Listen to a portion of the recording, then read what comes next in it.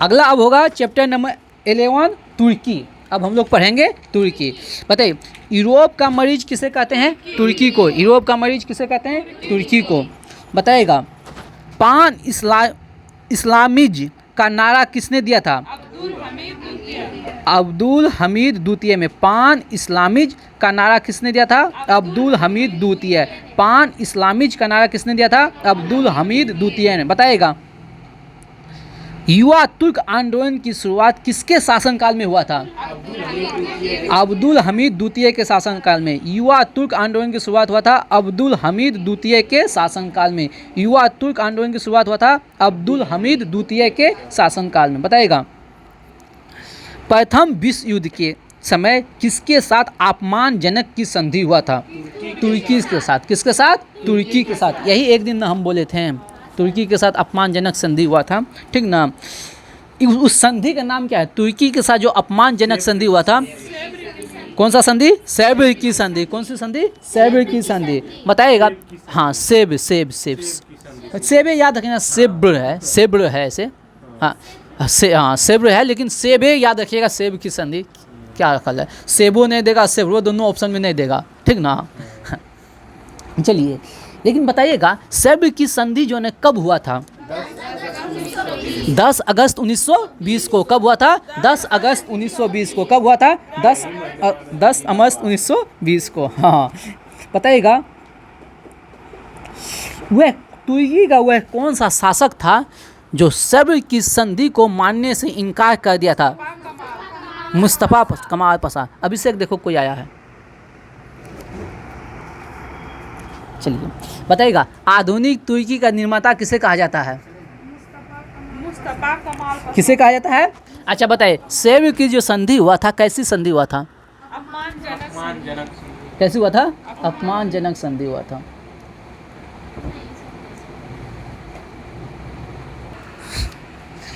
चलो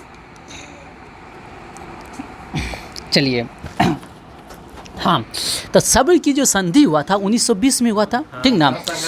तुर्की के साथ अपमानजनक संधि हुआ था। उस समय तुर्की का शासक कौन था? मुस्तफा कमाल पाशा। तू कहीं मानेगा?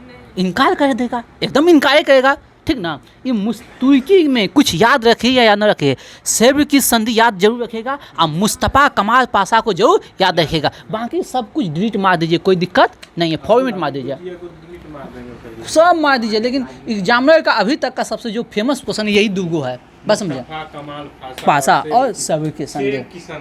उसी का आप काम अपना चला लीजिएगा। चलिए आता तुर्क के नाम से किसे जाना जाता है? मुस्तफा कमाल पाशा को। तुर्की का पिता। तुर्की का पिता किसे कहा जाता है?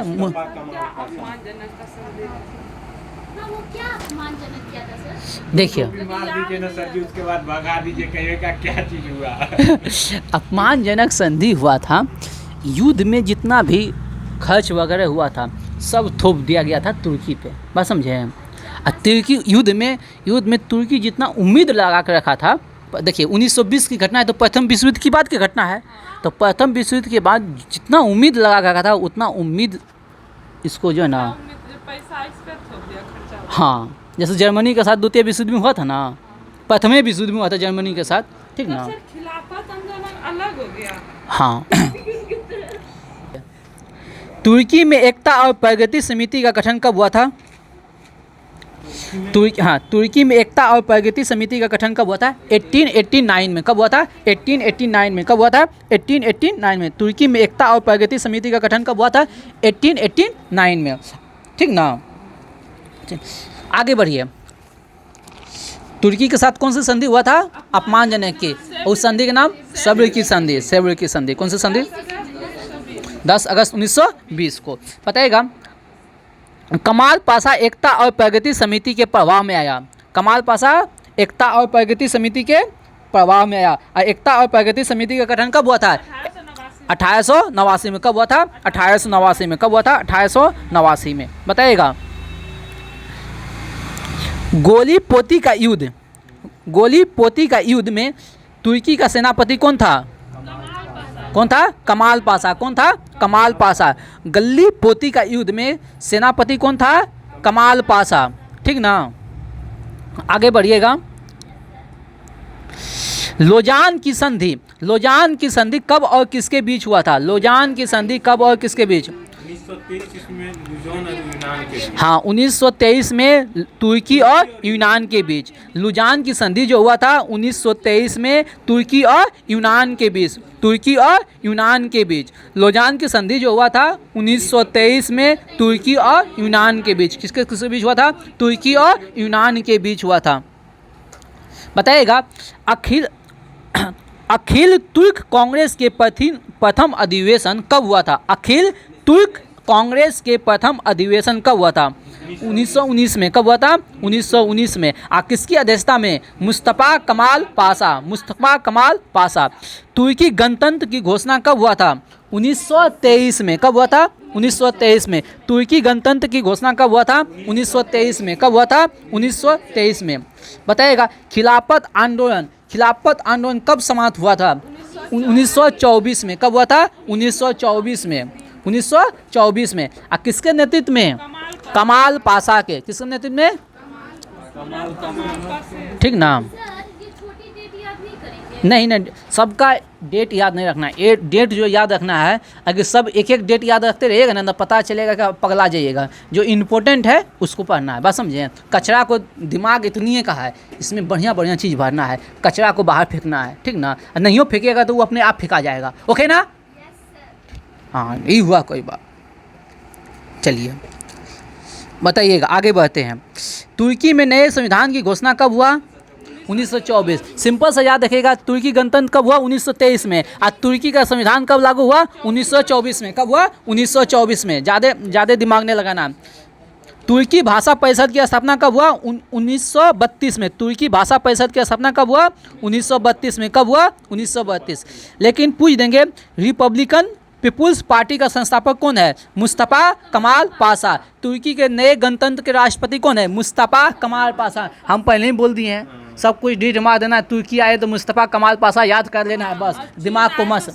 चीन आए तो संन्यास सेन, एक और नाम आ जाता है चीन में, हुआंग पुआंग सांग आ जाता है, ठीक ना?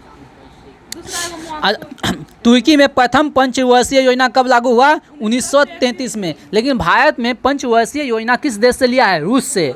योजना आयोग कहाँ से लिया है? रूस से। बात समझे? उस यही तुर्की भी जो है ना योजना आयोग को लागू किया, तब ने दिया पंचवर्षीय योजना। बात समझे कि नहीं? हाँ, एक क्वेश्चन आ गया है। 1924 में तुर्की को धर्मनिरपेक्ष राज्य की घोषणा की, जबकि सुन लो भैया, पूरा दुनिया के मुसलमान का जो खलीफा होता था तुर्की के राजा होता। पूरा दुनिया के मुसलमान का जो हेड होता था तुर्की का जो होता था खलीफा, वो होता था। बात समझे? लेकिन यानी कि कौन सा धर्म हो गया? इस्लाम धर्म। कौन सा धर्म हो गया? इस्लाम। लेकिन अभी तुर्की अपने आप को कौन सा धर्म घोषित किया? धर्मनिरपेक्ष। धर्मनिरपेक्ष मतलब क्या होता है? राज्य का कोई धर्म नहीं है, जो धर्म मानिए हम उसी को स्वीकार करते हैं। बात समझिए? यानी कि इस्लाम का सब जो है ना हेड था कौन? तुर्की। इसी 1924 में खलीफा, इसीलिए कहा जाता है खलीफा पद को समाप्त किया जाता है। कब किया गया था? 1924 में। किसके द्वारा? मुस्तफ़ा कमाल पाशा। क्योंकि यहाँ 1924 में स्थापित हो गया धर्मनिरपेक्ष राज्य। डिजिटल क्लियर हो गया, एकदम माइक्रो लेवल पर हो गया क्लियर। काहे बोल रही है रे पगलिया, ठीक ना? एकदम मस्ती से पढ़ो, मुँह कान सुखा कर नहीं क्या रे हैं? जैसे ऑक्सीजन चढ़ते रहता है तैयो हम मुस्कुराते रहते हैं, ठीक ना? चलिए आगे बढ़ते हैं। बढ़े? बताइएगा, ये आ गया मेरा सीरियल वाला नाम। इस्तांबुल का पुराना नाम क्या था? कुस्तुनतुनिया। इस्तांबुल का पुराना नाम क्या है? जहिया से हम उस सीरियलवा देखे ना, और यहाँ से हमको इस्तांबुल इतना प्यार हो गया है ना, क्या बताएं। इस्तांबुल से, इस्तांबुल ऐसा शहर है, एगो सीरियल हम देख लेते हैं गलती से, ठीक ना? लॉकडाउन में, वो फॉरेन था, हाँ अभी भी होगा, लेकिन सीरियल का नाम है तो विदेशी नाम था, तो नहीं वो पूरा सीरियल शूट हुआ था इस्तांबुल में, ठीक ना? तो इस्तांबुल एक ऐसा शहर है जो एशिया में भी है और यूरोप में भी है, दोनों महादेश में एक ऐसा शहर। एक देश तो है ये है, रूस तो है ये है, एशिया में भी और यूरोप में भी, लेकिन एक ऐसा मात्र शहर है इस्तांबुल जो एशिया में भी है और यूरोप में भी है। सेव कितना बड़का हुआ है? वो छोटा सा है, चुट्टू सा। देखिए अब देखिए यहाँ फिर करा, तुर्की में टोपी और औरतों को बुर्का पहनने पर कानूनन प्रतिबंध लगा दिया गया, यानी कि टोपी और औरत जो है ना बुर्का नहीं पहन सकता है 1925 में। अब मुस्तफा कमाल पाशा की मृत्यु कब हो गया? 1938 में। कब हो गया? 1938। कोई कोई मुस्लिम होता है नहीं पहनता है, और कोई कोई मुस्लिम मतलब लड़की में कोई कोई पहनती है और कोई कोई नहीं पहनती है, वो क्यों? उसका आज़ादी मौलिक अधिकार है। उसका मौलिक अधिकार है उसका मौलिक अधिकार। मुस्लिम में दो जात होता है, शिया मुस्लिम। हाँ वो जानते हैं, सिया सुन्नी हम अच्छी तरह जानते हैं। उस समय भी जो है ना, जैसे हम लोग में है ब्राह्मण है, राजपूत है, भूमियार है, और उसे उस लोग में भी है बहुत, जैसे अंसारी सब। हाँ